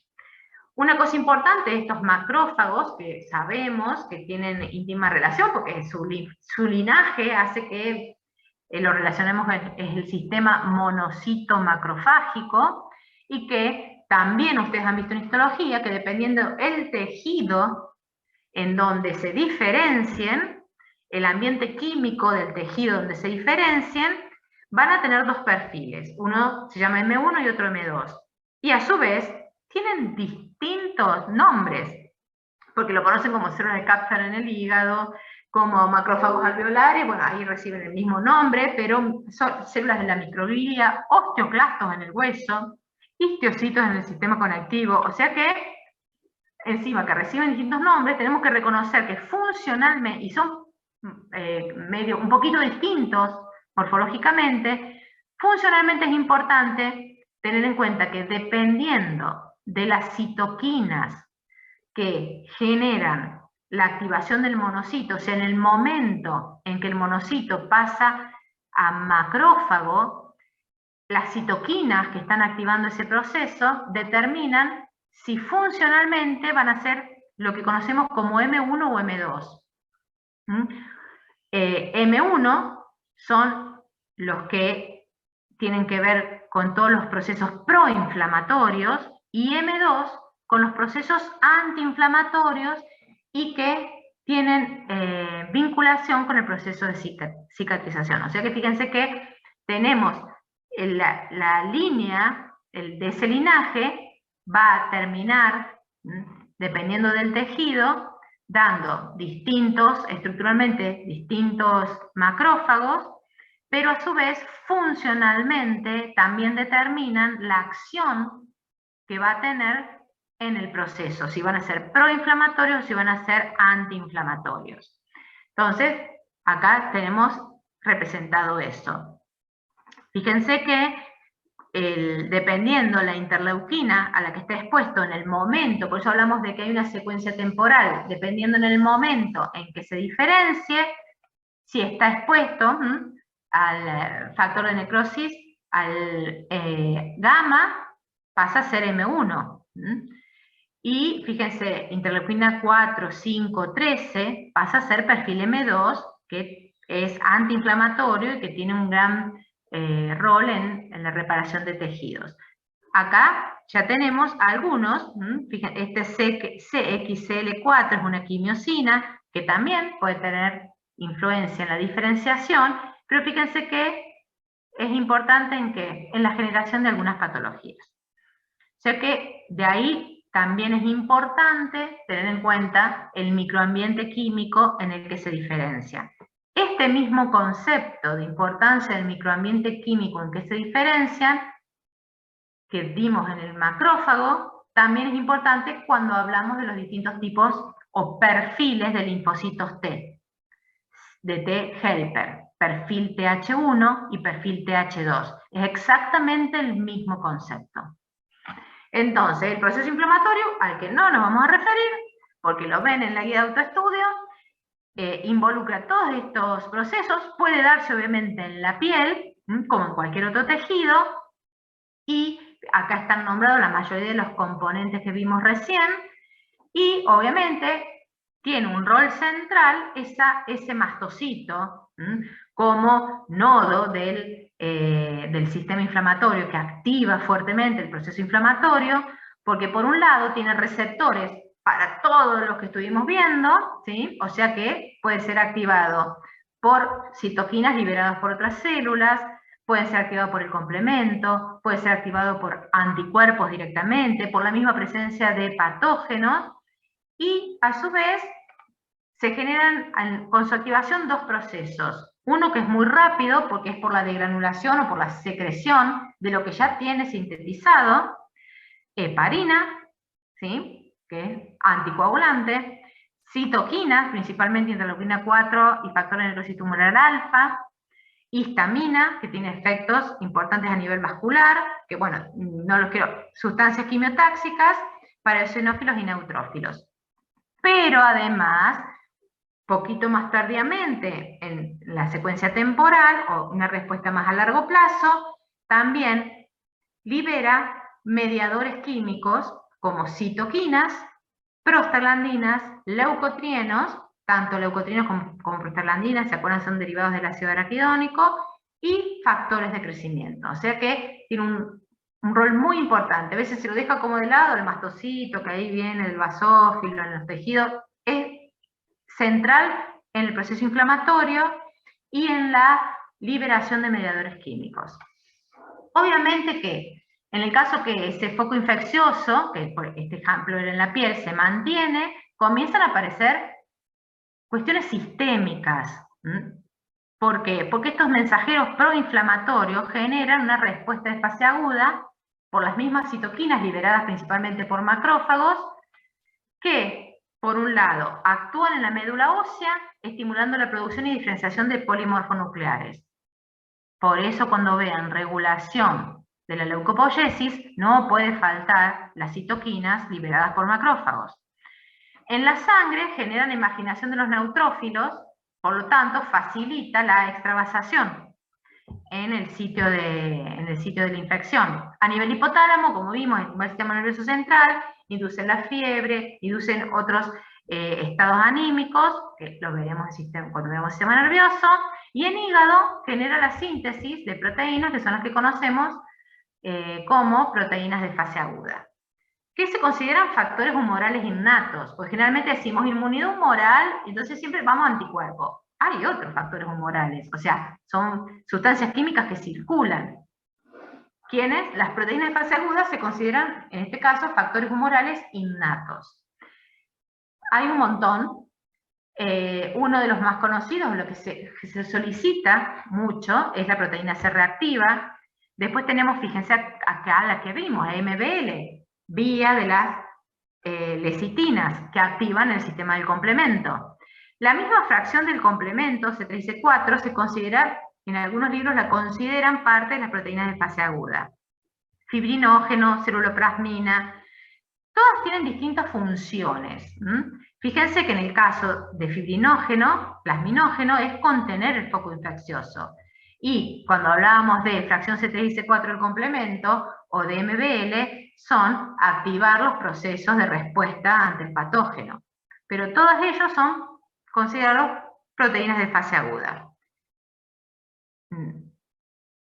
Y acá tenemos entonces, fíjense nuevamente, lo identificamos fácilmente en el modelo por su estructura química, que activa la vía de lectinas del complemento, y acá tenemos la proteína C reactiva, la proteína amiloide sérica, que se consideran en algunos libros como, ¿se acuerdan? Receptores de PAMPs secretados, esos que dijimos que circulan en plasma. ¿Qué hacen estas proteínas en fase aguda? Actúan como opsoninas, también minimizan la lesión de en algunos tejidos, porque hay algunas que favorecen la acción de defensa y la acción, digamos, entre comillas, proinflamatorias, y otras que, entre comillas, antiinflamatorias. O sea que algunas participan de la respuesta de defensa y otras ya comienzan a participar en las respuestas de reparación. Por lo tanto, entonces, lo que hemos visto, una cosa súper importante, porque esto es muy importante que tengan en cuenta cuando estudian procesos, más allá de que identificamos los componentes, le ponemos un nombrecito re lindo, porque decimos, ay, esto es de inmunidad celular, esto es humoral, esto es innata, son procesos, y que tienen tiempos, como todo proceso hay una secuencia temporal, constantemente hemos estado haciendo referencia a esa secuencia temporal, ¿sí? Por eso es muy importante que lo tengan en cuenta cuando describen un proceso. Y en este caso, fíjense acá, este es uno de los modelos más sencillos, donde generalmente se representa que durante los primeros 7 días de la infección la respuesta es principalmente innata. No quiere decir que no estén pasando cosas de la respuesta adaptativa. No es que pasan 7 días y recién ahí, porque como vimos, la misma presencia del antígeno en el queratinocito activa una respuesta, o si lo activa la célula de Langerhans y la célula dendrítica, directamente estamos activando o vinculándonos con una respuesta adaptativa. O sea que hay divisiones muy tajantes a veces en los libros que nos quitan la idea del proceso. Por eso es importante que ustedes, si bien pueden identificarlos. ¿Por qué? Porque hay células que nunca van a poder tener las propiedades de lo que se llama inmunidad innata adaptativa, porque no hay células de memoria, no generan especificidad de reconocimiento, o sea que podemos reconocer componentes de la inmunidad innata y componentes de la adaptativa. Cuando hablamos de procesos, están íntimamente vinculados, por eso hablamos de ese crosstalk, vimos entre las bacterias que conviven con nosotros en la piel y el sistema inmune, y a su vez crosstalk entre las dos divisiones del sistema inmune. Esto es lo que hablábamos de crosstalk entre inmunidad innata y adquirida. En ese caso hay que romper las barreras y estudiarlos como procesos, ¿sí? Ver qué rol cumplen cada uno y qué vinculación cumple cada uno. Cuando hablamos de la respuesta ante un virus, la respuesta ante una bacteria, la respuesta ante un parásito, y a su vez también podemos ir incorporando si ese virus entra a través del sistema respiratorio, si ese virus entra porque el sistema respiratorio tiene características distintas de defensa, esa mucosa, de la mucosa del tracto digestivo, y distinto es si la bacteria ingresa por la piel, que tiene, por ejemplo, la célula de Langerhans, que si la bacteria ingresa por el tubo digestivo. Por eso, estos son mecanismos generales donde hay que seleccionar y secuenciar los que participan en cada una de las respuestas. Bien, creo que aquí, bueno, acá solamente, justamente en esto que, si bien dividimos, los libros aparece súper divididos, estudiémoslo como un proceso donde vimos que la inmunidad innata principalmente ayuda a reconocer al antígeno, participa en las etapas tempranas, ojo que puede ser suficiente, y erradicar a la gente, inicia, en parte, obviamente, la respuesta adquirida, siempre se da ese crosstalk entre inmunidad innata y adquirida, lo que hace que sea eficiente la respuesta, si no, no podría generarse la especificidad y la memoria que otorgan a lo innato el sistema adquirido. O sea que no podemos dejar, si bien lo limitamos, no podemos dejar de hablar, de explicar una sin la otra. Creo que, bien, hasta aquí llegamos entonces. Profe, ahí en la última filmina dice que la inmunidad innata puede ser insuficiente, pero usted dijo suficiente. ¿Puede ser que sea suficiente? Sí, perdón, suficiente, sí. Ah, O sea, bien. es el típico ejemplo de, no sé, nos raspamos y Sí. todo queda a nivel de piel. Sí. Vemos, entre comillas, el pus, que serían todos los residuos que quedan de esa respuesta, que es súper localizada, y si bien ya tomó contacto, dependiendo del patógeno que sea, pero ya la resolución del evento se da solo por la respuesta innata. No quiere decir que no se haya activado la adquirida. ¿Se entiende la diferencia? Sí, sí, sí, sí, gracias. Profe, yo tenía una pregunta. Usted en una de las diapos explicó que el TCR era como uno de los más importantes porque la mayor cantidad de antígenos que podía reconocer. Pero eso es siempre y cuando estemos Para PCR, no sé, no me acuerdo haber dicho esa en frase. linfocitos T, el TCR. Ay, perdón, ¿sabes qué te entendí yo? Sí. PCR. Ok. No, el receptor Vos de hablas del linfocitos T. receptor. Sí, sí, sí. TLR, entonces. Porque viste que hay dos. Tool Line También, Receptor. y también, bueno, entonces capaz que ya se haya equivocado, no importa, profe. Claro, el TLR es el que reconoce más cantidad de taxones. ¿Sí? TCR es de los linfocitos. Y bueno, por eso. Pero mi pregunta era, porque yo estuve leyendo en el libro, viste que hay dos, el TCR y el BCR, que es de los linfocitos B. Y ese habla de TCR va a reconocer moléculas mayoritariamente de naturaleza peptídica Pero vos estamos como en dos dimensiones distintas. Nosotros hablábamos de los RRP, que son los TLR, los NDR, o sea, hay un montón, que reconocen PAMPs, o sea, reconocen microorganismos. Cuando vos hablas de estos otros, de los BCR y los TCR, son propios de los linfocitos. Ok. ¿Se entiende? Sí, sí. Sí, Estamos perfecto. como lejos en los procesos. Bien. No son los mismos receptores, son específicos de los linfocitos T, que hay un montón, ¿sí? Pero participan de procesos distintos. Perfecto, profe, gracias. Y otra pregunta, yo no pude estar en la clase inaugural y no sé si dijeron algo de si en los laboratorios hay que llevar una chaqueta o puedes ir No, con tu porque ropa. lo vamos a hacer en un aula. Ok, No, buenísimo. porque son sobre todo estos optativos, son más bien mostrativos. Queremos ver cómo va funcionando, porque el laboratorio es muy chiquito, dejan entrar poca gente por el aforo, entonces son más bien mostrativos. Así que no es necesario que la lleven. Si bien en la guía de trabajos prácticos, lo que pasa es que la guía de trabajos prácticos ya la dejamos como entre comillas, como deberían hacerse las cosas, ¿se entiende? Buenísimo, profe. Pero por ahora hacemos lo que podemos.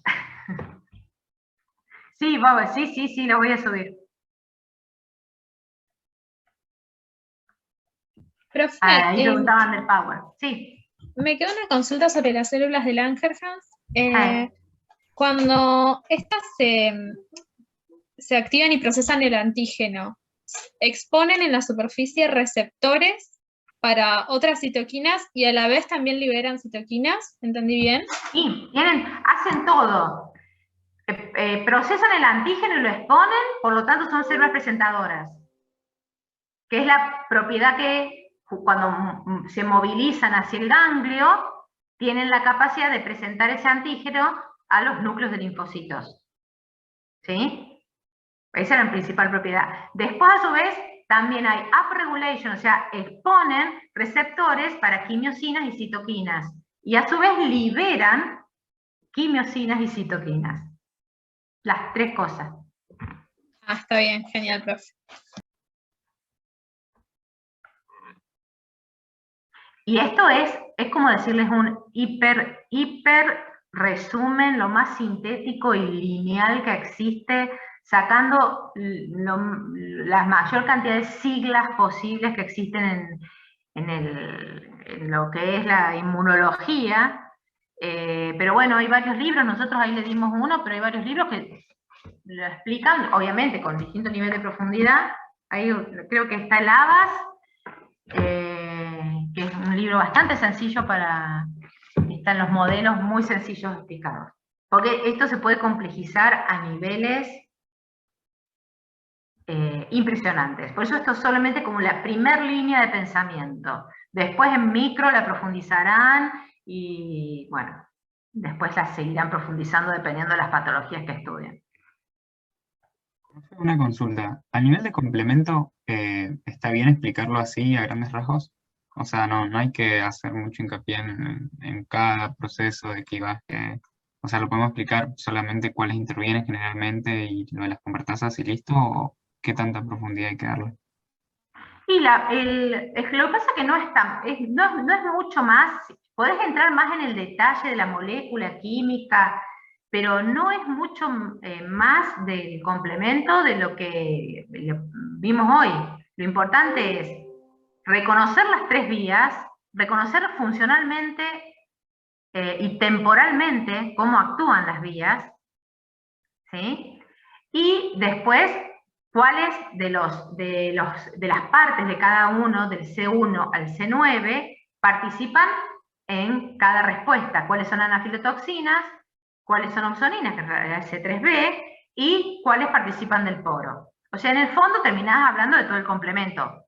Esa última diapositiva es como que sintetiza todo, pero bueno, hay que tener la capacidad de explicarlo. O sea, poner en práctica, interpretar lo que está queriendo decir. Pero básicamente es eso. Ok, profe, gracias.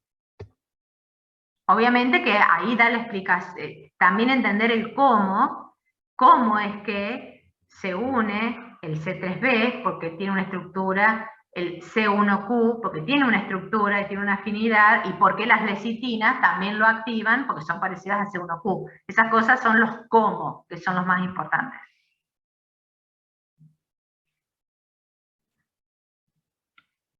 Genial, genial.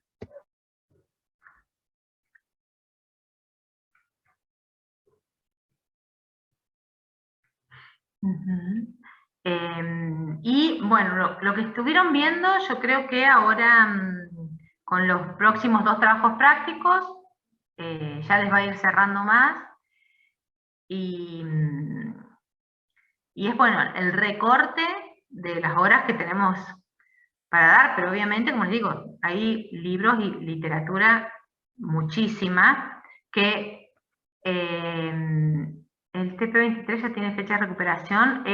No, todavía no, apenas lo tengamos, se las subimos. Ahí entonces van a estudiar más en el TP23 el sistema de defensa del tubo digestivo y a su vez aplicando los mecanismos de tolerancia. Pero pueden ir leyéndolo. Porque en realidad es un ejemplo, es como hoy, es un resumen, dándole los ítems más importantes. No quita lo del libro.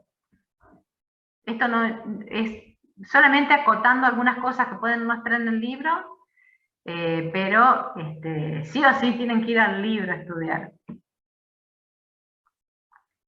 Por eso les recomendaba el Abas, que es muy, muy sencillo. Creo que está en la biblioteca y si no se los pueden mandar por mail. Seguro creo que si lo siguen haciendo, mandando por mail. Así que bueno, chicos, siendo las 8, hemos cumplido horario, así que nos veremos, bueno, los próximos teóricos se los da, nosotros vemos los lunes, pero después el resto de los teóricos se los va a dar, no, los de la UT9 da los teóricos Celina, y después todo el resto de los teóricos, 10, 11 y 12, se los doy yo. Así que nos vemos algunos lunes y si no nos vemos en los próximos teóricos. Bueno, cuídense y aprovechen el tiempo para ir estudiando. Sí, buen fin de semana. Todavía recién empiezan con las otras materias, así que aprovechen para no perder el hilo. Conficio, así después la rinden en julio o agosto, por favor. Cuídense.